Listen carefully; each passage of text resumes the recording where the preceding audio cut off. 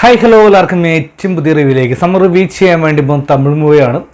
രാക്ഷസൻ എന്ന് പറയുന്ന ത്രില്ലർ ചിത്രം പക്ഷേ തമിഴ്നാട്ടിൽ വന്നിട്ടുള്ള ഒരു ചിന്ന രാക്ഷസൻ പറയാൻ സാധിക്കുന്ന ഒരു ചിത്രമാണ്. കാരണം ഒരുപാട് പേര് ചോദിച്ചത് പടം എങ്ങനെയുണ്ട്. ഈ കേരളത്തിൽ വളരെ കുറച്ച് സിനിമകൾ മാത്രം കേരളത്തിൽ റിലീസുള്ള തമിഴ്നാട്ടിൽ നോക്കിക്കഴിഞ്ഞാലും മൾട്ടിപ്ലക്സ് തിയേറ്ററിൽ മാത്രമൊക്കെയാണ് റിലീസ് ചെയ്തത്. അവിടെ തന്നെ ഒരു 150 രൂപ മുടക്കിയിട്ട് കാണാൻ ഉള്ളതൊക്കെ ഉണ്ടോ എന്നൊക്കെ നമ്മൾ ഡീറ്റെയിൽ ആയിട്ട് റിവ്യൂവിൽ പറയുന്നുണ്ട്. ലോകേഷ് അജിയാസാണ് ഇതിൻ്റെ ഡയറക്ഷൻ സ്ക്രിപ്റ്റിംഗ് ചെയ്തിട്ടുള്ളത്. കാസ്റ്റ് നോക്കിക്കഴിഞ്ഞാൽ നവീൻ ചന്ദ്ര, റിയ, അഭിരാമി തുടങ്ങിയ പ്രധാനമായും കാസ്റ്റിംഗ്. നവീൻ ചന്ദ്രയെ കുറിച്ച് പറയുമ്പോൾ വീരസിംഹ റെഡ്ഡി തെലുങ്ക് നടനാണ്. തെലുങ്കിലും തമിഴിലും കൂടിയിട്ട് തന്നെ ഒരുപാട് ചിത്രങ്ങൾ സമ്മാനിച്ചിട്ടുള്ള വ്യക്തിയാണ്. മലയാളത്തിൽ തന്നെ സൂപ്പർ താരം കൂടെ തന്നെ അഭിനയിച്ചിട്ടുള്ള വ്യക്തി തെലുങ്ക് തമിഴിൽ കൂടെ തന്നെ ആയിട്ട് കേട്ട് അങ്ങനെ പോകുന്ന ഒരു നടൻ തന്നെയാണ്. അപ്പോൾ നവീൻ ചന്ദ്രയെ കുറിച്ച് ഞാൻ കൂടുതലായിട്ട് പറയേണ്ട ഒരു ആവശ്യമില്ല. എല്ലാവർക്കും സുപരിചിതമായിട്ടുള്ള ഒരു കഥാപാത്രം ചെയ്യുന്ന നല്ലൊരു നടൻ. ഓക്കെ, അപ്പോൾ അദ്ദേഹം നല്ല നടന്ന കാര്യത്തിൽ യാതൊരു തർക്കവുമില്ല. അപ്പോൾ നമ്മൾ ഇതിൻ്റെ സ്റ്റോറിയായിട്ട് നോക്കുമ്പോൾ ഒരു ത്രില്ലർ ബേസ്ഡ് സ്റ്റോറിയാണ്. 11 എന്നാണ് ചിത്രത്തിൻ്റെ പേര്. 11നെ കുറിച്ച് പറയുമ്പോൾ എന്താ പറയുക, ഒരു ത്രില്ലിംഗ് ആയിട്ട് മുന്നോട്ട് പോകുന്ന ഒരു സ്റ്റോറി തന്നെയാണ്. കാരണം ട്രെയിലർ കണ്ടാൽ തന്നെ നമുക്ക് എല്ലാവർക്കും മനസ്സിലാക്കാൻ സാധിക്കും എന്താണ് എൻ്റെ ടോട്ടലി സബ്ജക്റ്റ്. ട്രെയിലർ ഭയങ്കര ഇൻട്രസ്റ്റിംഗ് ആയി തോന്നി. അതുകൊണ്ട് തന്നെയാണ് കാണാൻ വേണ്ടിയിട്ടുള്ള തോന്നിപ്പിക്കുന്ന ഘടകമായിട്ടുള്ള ഒരു പോസിറ്റീവായിട്ട് എനിക്ക് തോന്നിയത്.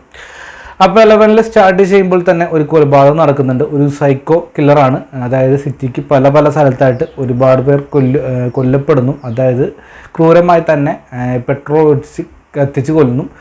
പോലീസിന് യാതൊരു വിധത്തിലുള്ള തുമ്പോ കാര്യങ്ങളോ ഒന്നും തന്നെ കിട്ടുന്നില്ല. മറുവശത്താണെങ്കിൽ അരവിന്ദ് എന്ന പോലീസ് ഓഫീസർ ഡ്രഗ്സ് അതുപോലെ തന്നെ ബാക്കിയുള്ള കാര്യങ്ങളൊക്കെ അന്വേഷിച്ച് മുന്നോട്ട് പോകുന്ന ഒരു IPS ഓഫീസറായിട്ടാണ് ഇതിൽ നവീൻ ചന്ദ്ര വന്നിട്ടുള്ള. അരവിന്ദ് എന്നാണ് അദ്ദേഹത്തിൻ്റെ പേര്. അങ്ങനെയൊക്കെ യാദൃശ്യമായിട്ട് അദ്ദേഹത്തിന് ചെന്നൈയിലോട്ട് ട്രാൻസ്ഫർ കിട്ടുന്നു. ഈ കേസ് അദ്ദേഹത്തിൻ്റെ കയ്യിലോട്ട് കിട്ടുന്നു.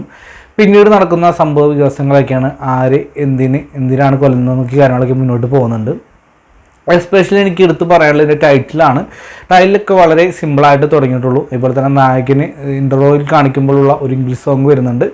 അത്യാവശ്യം നല്ല ടോട്ടൽ ലെവലായിട്ട് നല്ല ഇൻട്രസ്റ്റിംഗ് ആയി തന്നെ തോന്നി. അതുപോലെ തന്നെ ബാൻഡ് സ്കോറും നല്ല രീതിയിൽ തന്നെയാണ് പണിയെടുത്തിട്ടുള്ളത്. ഇമാനാണ് ഇതിൻ്റെ ബാൻഡ് സ്കോർ മ്യൂസിക് ചെയ്തിട്ടുള്ളത്. അത്യാവശ്യം നല്ല ക്വാളിറ്റി വൈസുള്ള പരിപാടി തന്നെയാണ്. കൊള്ളാമായിരുന്നു. ഞാൻ നേരത്തെ പറഞ്ഞപ്പോൾ തന്നെ ഈ കൊലപാതകം നടന്ന ശേഷം പിന്നീട് ഒരു ബാങ്ക് റോബറി കാണിക്കുന്നുണ്ട്. നമ്മുടെ കാണുന്ന പ്രേക്ഷകരിലേക്ക് എന്താണ് അക്സെപ്റ്റ് ചെയ്യാൻ സാധിക്കാത്ത തരത്തിലാണ് അത് കൊണ്ടുപോകുന്നത്. അത് നല്ല ഡിസ്റ്റായി തോന്നി. അതിലോട്ട് നമ്മുടെ പോലീസുകാരൻ വരുന്നു. നമ്മുടെ നായകൻ ഇൻട്രോ കാണിക്കുന്നു, അറസ്റ്റ് ചെയ്യുന്നു, അങ്ങനെ മുന്നോട്ട് പോകുന്നു. കാരണം 2 പോലീസുകാരെ കഥാപാത്രമായി പറയുന്നത് അജിത്തും അതുപോലെ തന്നെ നമ്മുടെ നവീൻ ചന്ദ്ര അവതരിപ്പിക്കുന്ന അരവിന്ദ് എന്ന് പറയുന്ന കഥാപാത്രം. ഒരാൾ ഡ്രഗ്സും അതുപോലെ തന്നെ അതിൻ്റെ പുറകെ പോകാൻ മറ്റൊരാൾ ഈ കൊലപാതകത്തിന് പിന്നിലാണ്. അങ്ങനെ ഇരിക്കുക ആ പോലീസുകാരനൊരു ആക്സിഡൻറ്റ് സംഭവിക്കുന്നു. യാദൃശ്യമായി നമ്മുടെ നായകൻ അവളോട് എത്തുന്നു. പിന്നീട് കണ്ടുപിടിക്കുന്നതൊക്കെ മുന്നോട്ട് പോകുന്നുണ്ട്. അതിനിടയ്ക്ക് ഒരു ക്രിഞ്ചായി തോന്നിയത് ഇടയ്ക്ക് വരുന്ന ഒരു നായികയുടെ പ്രണയമാണ്. അത് ഒഴിവാക്കാമായിരുന്നു തോന്നി. കാരണം തുടക്കം തൊട്ടേ അതിൽ വരുന്ന റിയ എന്നാണ് തോന്നുന്ന പേര് അവർ വിറപ്പിച്ച് കൈ തന്നിട്ടുണ്ട്. നല്ല രീതിയിൽ തന്നെ ഒട്ടും തന്നെ ഒരു ആക്ട് ആവാത്തൊരു കഥാപാത്രമായി തോന്നി. കാരണം ഇത്രയും ഒരു ത്രില്ലിംഗായി സീരിയസ് നടക്കുന്ന സമയത്ത് നമ്മുടെ നായിക വരുന്നു, കാറിൽ വരുന്നു, നായകൻ്റെ പിന്നിൽ നടക്കുന്നു, പെണ്ണ് കാണൽ വരുന്നുണ്ട്. ഒരു കാന്താരൊക്കെ ആയിട്ടാണ് കാണിച്ചിട്ടുള്ളത്. ഇവരെ ഫസ്റ്റ് ഇൻട്രോ കാണിച്ചിട്ടുള്ള ഒരു റെസ്റ്റോറൻറ്റിലാണ് നമ്മുടെ കഥാനായകൻ ഇങ്ങനെ ഇരിക്കുന്നു. നമ്മുടെ പെണ്ണ് കാണാൻ പേരെന്താന്ന് ചോദിക്കുന്നു. എനിക്കിഷ്ടപ്പെട്ടു, കല്യാണം കഴിക്കാമെന്ന് പറയുന്ന നായകൻ്റെ പിന്നാലെ നടക്കുന്നു. ബൈക്ക് എടുത്ത് ഫോളോ ചെയ്യുന്നുണ്ട്, ബുള്ളറ്റൊക്കെ എടുത്തിട്ട്. അതങ്ങനെ പോകുന്നു, ഒരു അക്രമമായിട്ട് മുന്നോട്ട് പോകുന്നുണ്ട്. പിന്നെ വീണ്ടും കണ്ടുമുട്ടുന്നു. അത് ആ ഒരു സ്ഥലത്തിലേക്ക് മുന്നോട്ട് പോകുന്നുണ്ട്. നവീചന്ദ്രനെ കുറിച്ച് ഒരു സീരിയസ് റോളാണ് ഇതിൽ കൊടുത്തെങ്കിൽ പോലും ചില സീനുകളിലൊക്കെ ഒട്ടും തന്നെ എക്സെപ്റ്റേഷൻ ചെയ്യാൻ പറ്റാത്ത തരത്തിൽ ഭയങ്കര ഡൗണായി പോകുന്ന സാഹചര്യം പല ഭാഗത്തും ഉണ്ടായിരുന്നു. ഇതിൽ ഫസ്റ്റ് ഹാഫ് എന്ന് പറയുമ്പോൾ ഒരു ഓക്കെ ലെവൽ ഫസ്റ്റ് ഹാഫ് ആയിട്ടാണ് എനിക്ക് തോന്നിയിട്ടുള്ളത്. അത്യാവശ്യം നല്ല ഇൻട്രസ്റ്റിംഗ് ആയി തോന്നി, ത്രില്ലിംഗ് ആയി മുന്നോട്ട് പോകുന്നുണ്ട്. പക്ഷേ സെക്കൻഡ് ലെവൽ എത്തുമ്പോൾ എന്താ പറയുക, ഇതിൽ പ്രധാനപ്പെട്ട ഒരു കഥാപാത്രം പറയുന്നുണ്ട്. ഇത് ബാധിക്കപ്പെട്ട, അതായത് കൊല ചെയ്യപ്പെട്ട ആൾക്കും നീതി അറിയിക്കുന്ന പോലെ തന്നെയാണ് അത് കൊല്ലാൻ ഇടയായിട്ടുള്ള കാരണങ്ങളും 2 പേരുടെ ഭാഗത്തും നീതി ഉണ്ടെന്നും പറയുന്നുണ്ട്. തീർച്ചയാണ്. കാരണം ഈ പടം കണ്ടിറങ്ങുമ്പോൾ നമുക്കും അങ്ങനെ ഒരു തോന്നുന്നുണ്ട്. കാരണം വേറെ ഒന്നല്ല അതിൽ കൊല ചെയ്യാനുള്ള കാരണം. പക്ഷേ എസ്പെഷ്യലി അത് ഇത്രയും വലിയൊരു കാര്യമുണ്ടോ അല്ലെങ്കിൽ അതിൻ്റെ മറ്റുള്ളവർ ബാധിക്കപ്പെട്ടിട്ടുണ്ടോ എന്നൊക്കെ നമ്മൾ ചിന്തിക്കുന്ന ഒരു കാര്യം തന്നെയാണ്. അതാണ് ഇതിൽ ചോദിച്ചിഹ്നമായിട്ട് അവസാനിക്കുന്നത്. പിന്നെ ബാരണ്ട് പോലെ ഇമോഷണലായിട്ടാണ് ഇതിൻ്റെ ക്ലൈമാക്സ് അവസാനിക്കാനായിട്ട് തോന്നുന്നത്.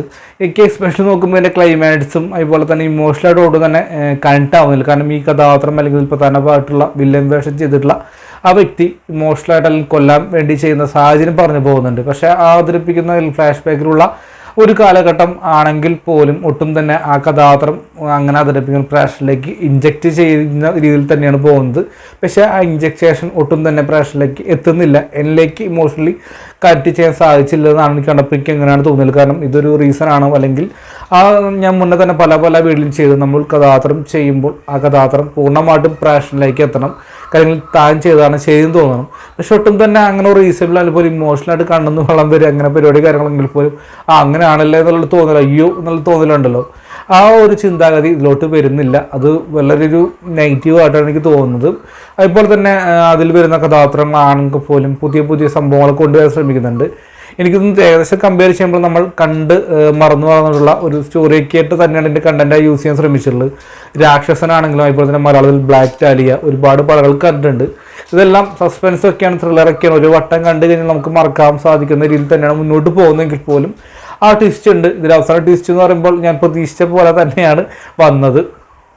അത് തന്നെ കൂടുതലായിട്ട് ക്യൂരിയോസിറ്റി വാവ് എന്നുള്ള തോന്നലൊന്നും ഉണ്ടായിരുന്നില്ല.